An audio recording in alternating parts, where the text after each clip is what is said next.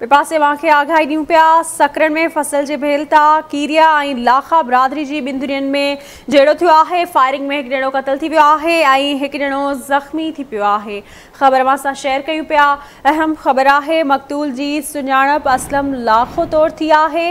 मियां बख्श उर्फ़ बख्शू लाखो ज़ख़्मी थी पियो आहे। धुरियुनि में छिकताण तेज़ थी वई आहे। ब्रेकिंग न्यूज़ है अवां सां शेयर कयूं पिया। सकरन में फसल जे भेल तां कीरिया ऐं लाखा बिरादरी जी ॿिनि दुनियनि में झेड़ो थी पियो आहे। फायरिंग में हिकु ॼणो मारिजी वियो आहे ऐं हिकु ॼणो ज़ख़्मी थी पियो आहे।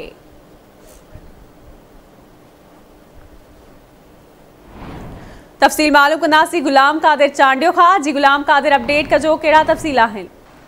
जीअं त सकरण भरिसां ॻोठ दाइम लाखो लॻ नकुर में माल जी भेल तां कीरिया बिरादरी लाखा बिरादरी जे ॿिनि धुरियुनि में जहिड़ो थिया बंदूक लॻण करे असलम लाखो जो क़तल थी वियो आहे ऐं बख्शो कुहाड़ियूं लॻण करे सख़्तु ज़ख़्मी थी वियो आहे। जॾहिं त इन वाक़े खां पोइ उन ॻोठ में छिकताण सूरत हाल पैदा थी वई ऐं पोइ हमदर्द फ्री एम्बुलेंस सर्विस ज़रिए उन फूती ऐं क़तल थियल खे तहरीका अस्पताल सकड़ आंदो हुयो, जिथे इहो ॿुधायो पियो वञे त माल जी भेल तां मामिलो थियो जंहिंमें कीरिया बिरादरी जे माण्हुनि पारां बंदूक जा फायर करे हिकु ॼणे खे क़तल ऐं हिक खे ज़ख़्मी करे छॾियो आहे। जी महिरबानी अवां जी।